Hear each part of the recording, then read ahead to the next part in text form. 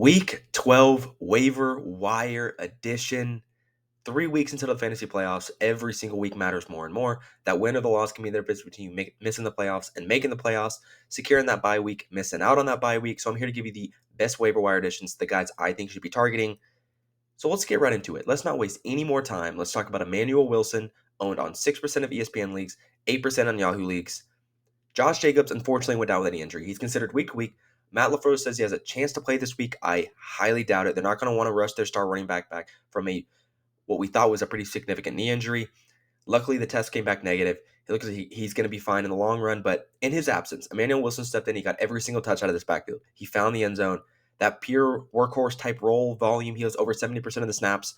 Chris Brooks, the RB3, played less than 10%, 10%, excuse me. 70% of the snaps is pretty crazy considering Jacobs played the first quarter, so that just shows just how much he did play. And Chris Brooks kind of came in on these long down and distance, like pass blocking roles. He's a pretty good pass blocker. And if Jacobs were to miss multiple weeks, Wilson is a guy you can easily slot in as your RB2. He would be ranked as a mid to low RB2 every single week at the very least, just based on how good this Green Bay offense is and the type of volume that he looks to be getting. And this is the type of pickup that can easily propel you to the fantasy playoffs or to the fantasy championship, especially with bye weeks coming up.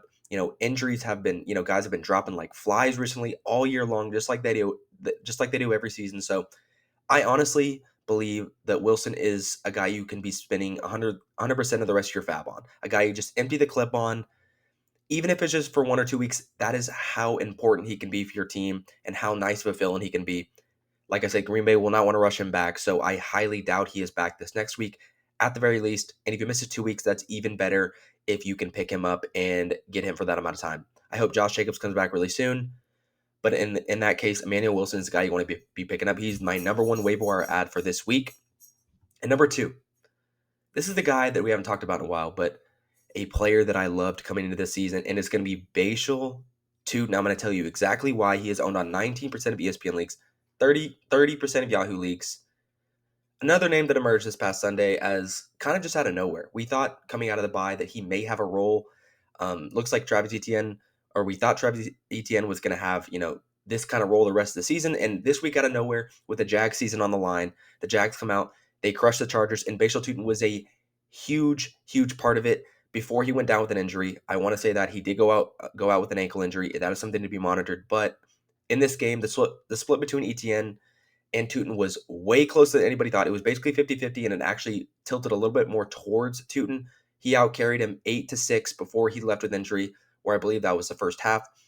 Per Ryan Heath, they even split the goal line duties. That is incredibly important. And this was no garbage time. Like I said, he left the game, so it's best to monitor his status. It looks like he should be fine. So I think he's a really, really good pickup. This shows that he is at least likely to have a bigger role moving forward. And maybe it's more of a 45-55 split. Maybe they're going to go more towards a 50-50 split eventually. Because if this sticks, I think this is an incredibly interesting development. I think the Jaguars' backfield is so important, especially from what we saw last year with Bucky Irving, the rookie breakout who pretty much took over Rachaad White's role around this point in the season. So I think Tootin should be viewed like incredibly similar to a guy like Zach Charbonnet, where a guy he's going to be in the committee. He's a committee in the backfield, and he just hasn't taken over that starting role just yet, or he just doesn't have the opportunity.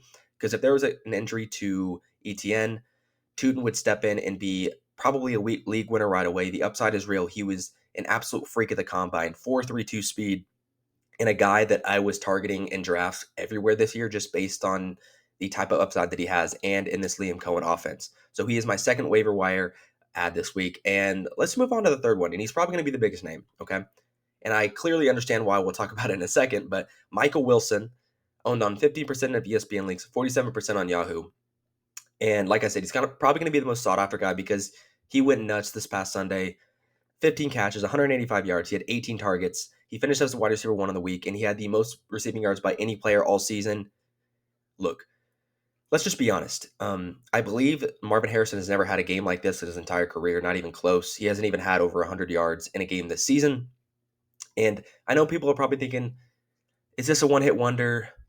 How do we look at this rest of the season? To be honest, bad players do not have games like this. So I don't think this is just a random fluke. I think it was a guy who was just given the opportunity, given the volume, and took advantage of it because he was a third rounder a couple of years ago out of Stanford. an underrated prospect that just didn't get the opportunity because, whether the quarterback, the coordinator, the scheme just was not up to par at that point. Kyler had gone down, I believe, in his rookie season and missed like almost the entire year. Came back like mid-season, after his ACL and was never able to really kind of get it going with Michael Wilson. And it just so happens that this is his opportunity and he was able to really, really shine. So my only reservation is I don't think Jacoby Brissett's going to be throwing the ball 57 times. And he completed 47 of them, which I believe is an NFL record. Pretty ridiculous. We'll talk about Jacoby Brissett a little later, a little spoiler. He had almost 450 yards. I don't think he's going to be doing that every week. And also, of course, Marvin Harrison Jr. missed this game. He had appendix surgery, I believe, and he's either going to be coming back next week or the week after. Maybe he's out longer, but I mean, I doubt it. I'm pretty sure Marvin Harrison's going to want to come back as soon as possible. But yeah, I just don't think that Brissett can keep up this volume and efficiency. It's kind of insane. But either way, he's a great pickup if Marvin Harrison Jr. were to miss next week and the week after. So, two pretty favorable matchups this next 2 weeks too, with the Jaguars and Tampa Bay in the next two games. So I think he's a really, really good pickup, and I wouldn't mind spending a good amount of time on him at all. Okay, moving on to our next addition this week, Sean Tucker. I believe he may have finished as the RB1, RB2 in the week. It was a pretty weird week in fantasy football. But yeah, he went kind of nuts. He had 3 touchdowns. He is, once again, going to be one of the hotter names. His usage had slowly been trending up. His snap rate, his opportunities, like the past 2 weeks, with Bucky Irving being out, we thought Rachaad White was pretty much going to keep this role, but he hasn't. Sean Tucker came in, 21 opportunities, 140 total yards, 3 touchdowns, and I understand. Rachaad White played around 10% more of the snaps than him, but he got 9 less touches, was not as efficient. I don't think he's even close to explosive as Sean Tucker or Bucky Irving, so I think that's the reason why they might have went towards Sean Tucker to begin with, because we've seen him have a big game in the past. We saw Sean Tucker last year go absolutely nuclear when I believe Bucky Irving went down as well. But yeah, Rachaad White primarily comes in on passing. He's a really, really good passing down back. He's a good pass blocker. They trust him. So it's a lot of empty calorie snaps. So that's why you probably see him have a quite a bit higher snap rate.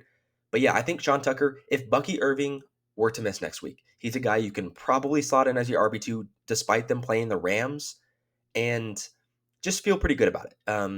The Tampa Bay offense is good.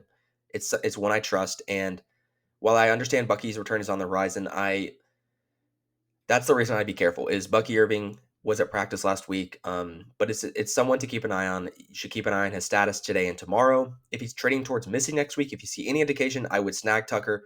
He's a guy I would spend a decent amount of fab on. I wouldn't go crazy on him just because Bucky Irving is so close to coming back.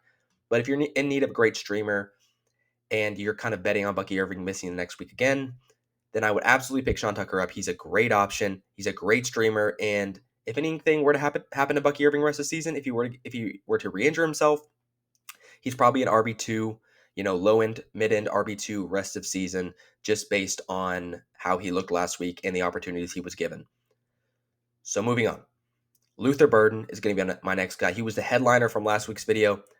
And this last week made it all the more convincing that I think you should be picking him up. It might be your last chance, okay? While DJ Moore's injury did not end up being serious, he did not miss. He was able to play week 12. Burden officially overtook Olamide Zaccheaus. That is a tough name to say. As the wide receiver 3 on the team. It's about darn time. I don't understand why it took Ben Johnson this long. You took Luther Burden in the early second for a reason. He was a highly rated prospect. 44% of the snaps this week, 61% of the routes is great. It's only trailing DJ Moore and Rome Odunze. The Bears had a tough week. Nobody did absolutely anything. But Burden commanded 5 targets. That was second on the team. And this was 2 more than DJ Moore. Look, I think we just have to be honest about DJ Moore. I think that they're probably going to get Luther Burden more involved because DJ Moore just doesn't have the juices here. I don't know if he's injured. I don't know what's going on. If they're just not choosing to use him in the right way or use him at all this year. But rookies roll down the stretch this season at this closing point in the year, and I think Luther Burden can be a guy that emerges and has a really strong into the year. And yeah, it can be a guy that you can be slotting into your flex early as next week. So I don't think you have to spend much fab on him. You can likely pick him up without much sweat at all, and it could be your last chance to add him. He could be a really big breakout down the stretch, a super fun player, and a guy you're going to want to have on your roster if he does break out. Another repeat from last week's video is going to be Jacoby Brissett. Another ridiculous performance this past week. The Cardinals got blown out, but 450 passing yards, another 2 passing touchdowns. Marvin Harrison Jr. not in the lineup, didn't matter. He had Michael Wilson and Trey McBride to throw to.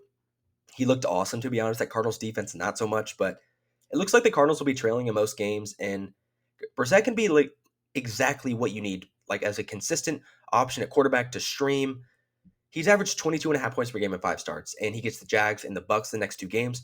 Two relatively weak defenses, especially in the case of the Jaguars, and he has already had his bye. You don't have to worry about him possibly going on bye in the next couple of weeks and putting your chances at risk of making the playoffs even worse. So I don't like to look ahead too much though, but he does get the Bengals in Week 17 when the championship money is on the line. So that's really nice to see. But yeah, having his bye, looking ahead is always great. You don't have to worry about any of that. But 22 and a half points per game, that's easily top quarterback one numbers. He's probably not going to be a top 12 option every week, but a high end quarterback two, a top 15 option weekly, I think is absolutely in the cards for him and is something that I think he can continue doing, especially with the Cardinals playing from behind as much as they are.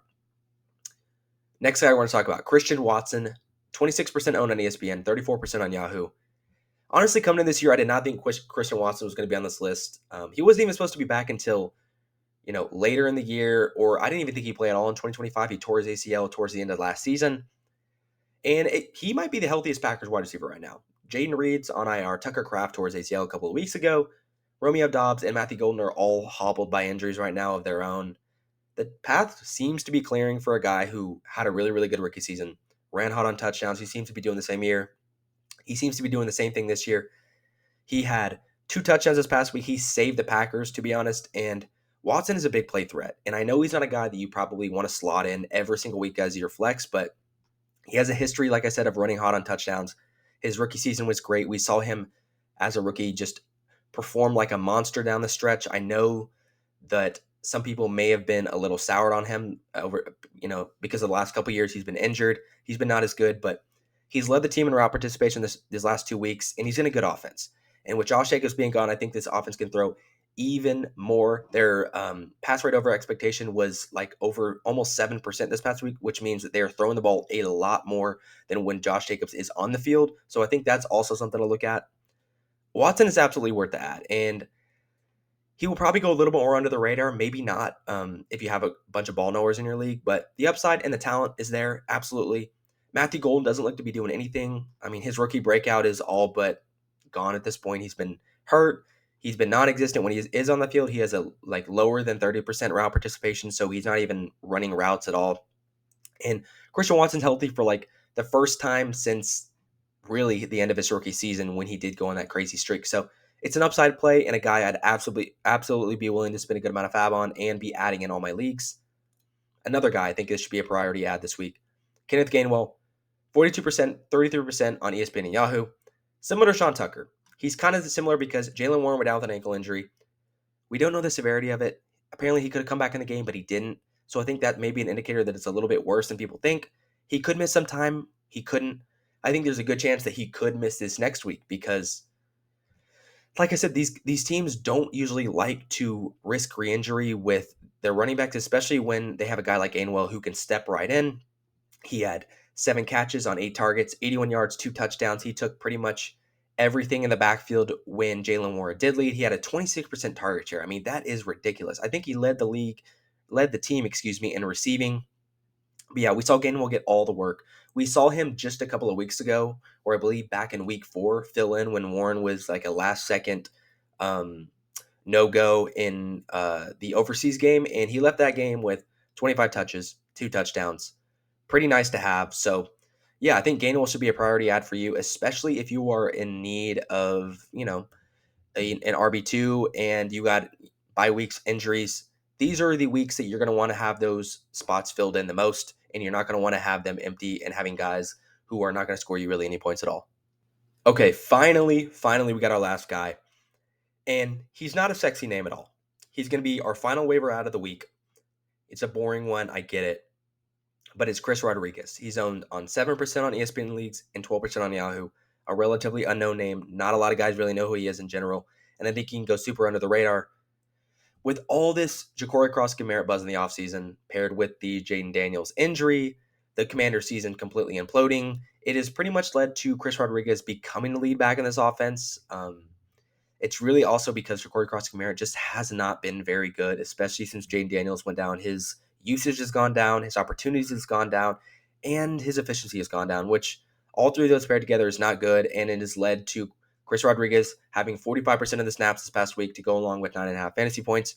Look, it's not sexy, but 53% of the carries is not bad. And there could be far worse for fill-ins or buys, injuries, stuff like that pop up that in this type of usage, if it keeps up, can absolutely be a guy that you slot in if you need him. Like, not necessarily a desperation play, but a guy you can feel generally comfortable with getting you between 7 to 12 points, 8 to 12 points.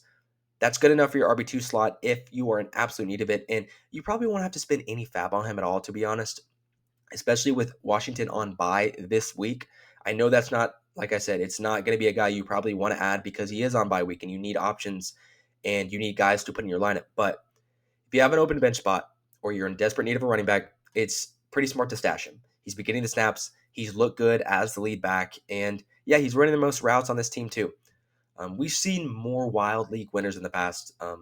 So it's not out of the realm of possibility that he could have a really, really valuable role down the stretch and his volume can increase even more. And he could possibly, who even knows, Chris Rodriguez could be a league winner. So that's a guy I think that you should be stashing if you have an open bench spot. It's a sneaky one, but a guy I think is worth it. So that is going to be all for the Week 12 waiver wire. I really hope everything goes well for you guys this week. I hope you guys bid on some of these guys and end up getting them to slot into your rosters and help you win, these next 3 weeks to either get in the fantasy playoffs or get that bye week, whatever you got to do to get in. So I will see you guys next week in Week 13.